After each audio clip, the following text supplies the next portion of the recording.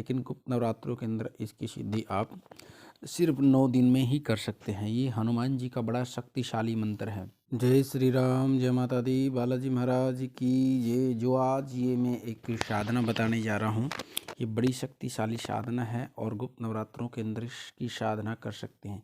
वैसे तो इस मंत्र की सिद्धि हम 41 दिन में कर पाते हैं लगातार साधना करके, लेकिन गुप्त नवरात्रों के अंदर इसकी सिद्धि आप सिर्फ 9 दिन में ही कर सकते हैं। ये हनुमान जी का बड़ा शक्तिशाली मंत्र है और शक्तिशाली होने के साथ में इसमें बाबा की भक्ति और शक्ति दोनों ही मिलती हैं।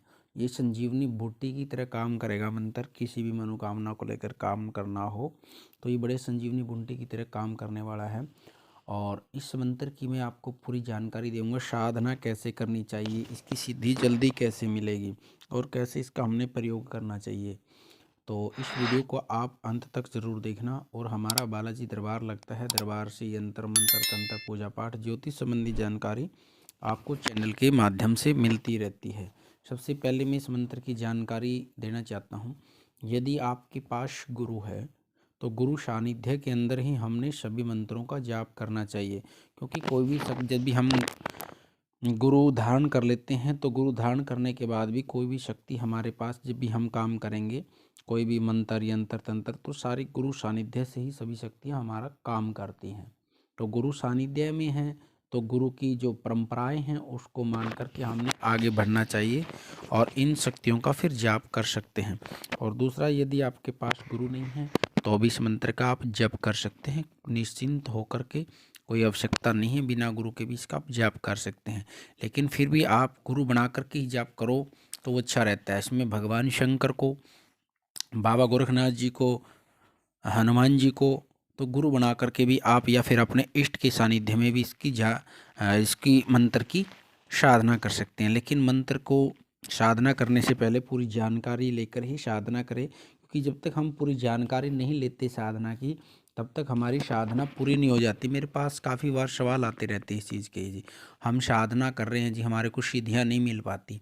तो उनका मेन कारण ये है क्योंकि वो अधूरा काम करते, अधूरी साधना के अंदर बिना जानकारी की शक्तियाँ रास्ता नहीं देती हैं।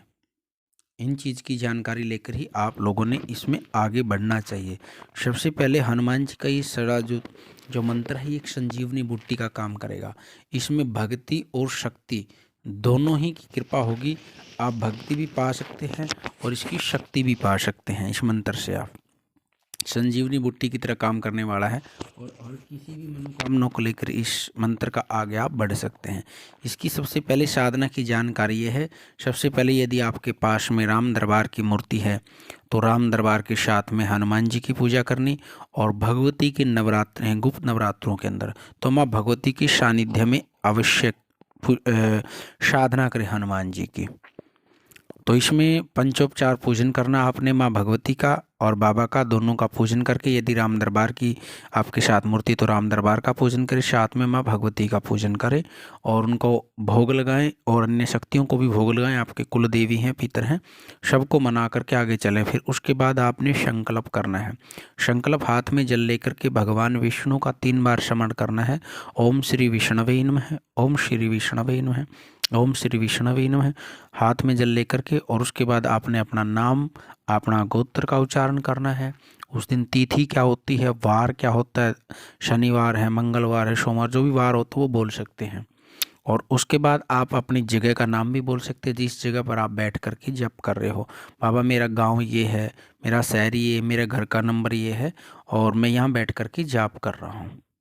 और आपने मानसिक रूप से जाप करना है तो मानसिक बोल सकते हैं।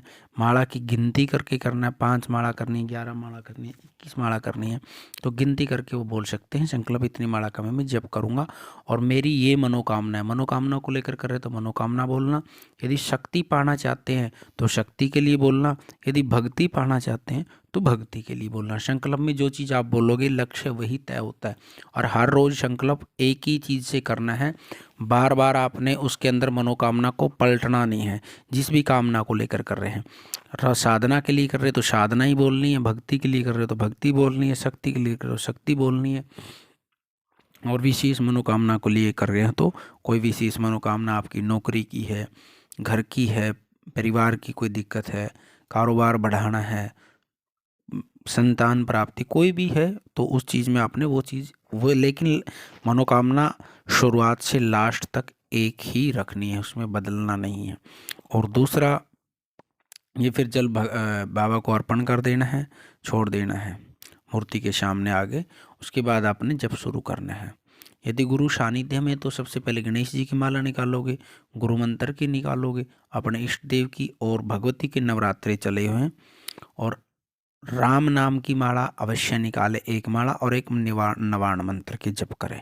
माँ भगवती के एक माला नवाण मंत्र, एक राम नाम की, गुरु सानिध्य में तो गुरु मंत्र की और गणेश जी की, उसके बाद में हनुमान जी के इस मंत्र की जाप करना है। मैं मंत्र आपको बता देता हूँ, बड़ा छोटा मंत्र है। ओम नमो भगवते हनुमते नमः। ओम नमो भगवते हनुमते नमः। ओम नमो भगवते हनुमते नमः। ओम नमो भगवते हनुमते नमः। ओम नमो भगवते हनुमते नमः। बड़ा साधारण सा मंत्र है और भक्ति के लिए भी और शक्ति के लिए भी संजीवनी बूटी का ये काम करता है। वैसे तो ये मंत्र 1.25 लाख मंत्र जप करने पर ही सिद्ध होता है, लेकिन बड़ा चमत्कारी मंत्र है ये। इसकी सिद्धि आपको नवरात्रों में ही, गुप्त नवरात्रों के अंदर में ही सिद्धि मिल जाएगी। और उसके बाद में आपने लगातार जप करने के बाद बीच में एक ध्यान रखना है, बीच के अंदर आप कर सकते हैं तो 108 पीपल के पत्ते लेकर के, नीचे टूटे पत्ते होते हैं जो साबुत पत्ते मिल जाएं तो 108 पीपल के पत्तों पर राम नाम लिख करके हनुमान जी को भी पहना सकते हो। इसकी साधना के बीच में 108 पत्ते, ठीक है। और या फिर आप इसमें कागज़ के ऊपर राम नाम लिख कर भी पहना सकते हो, माला बना करके वो भी पहना सकते हो हनुमान जी के। और उस मंत्र पूरा होने के बाद लास्ट में भी आपने संकल्प लेकर के भगवान को अर्पण ऐसे ही करना, जल लेकर के, बाबा मैंने 11 माला करी, 21 माला करी, 31 करी, जितनी भी आपने करी, मेरा नाम ये गोत्र है और जितनी मैंने जप किया है वो आपको ही अर्पण हो, मेरी ये मनोकामना पूरी करना, बस ये संकल्प है, बाबा को अर्पण कर देना। और उसके बाद लास्ट में जब आपका पूरा जितनी साधना हो जाती, साधना के लास्ट में आपने बीच में आपके आसपास में बंदर है, बंदरों को चने डाल सकते हैं, केले डाल सकते हैं और फल डाल के आ सकते हैं, रोटी डाल सकते, कुछ भी डाल सकते, बंदर मिल जाए तो आपको।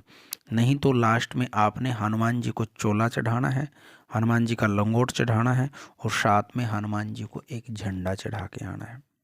साधना करने के बाद या तो आप हवन करने से पहले भी चढ़ा सकते हो या हवन करने के बाद भी चढ़ा सकते हो।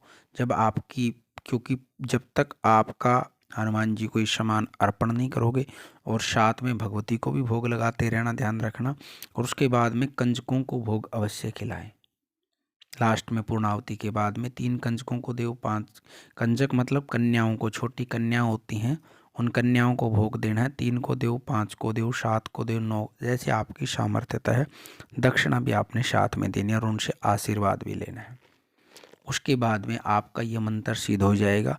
फिर आप इसका प्रयोग किसी भी तरह से कर सकते हैं। मंत्र प्रयोग की जानकारी मैं आपको आगे वाली वीडियो में दूंगा।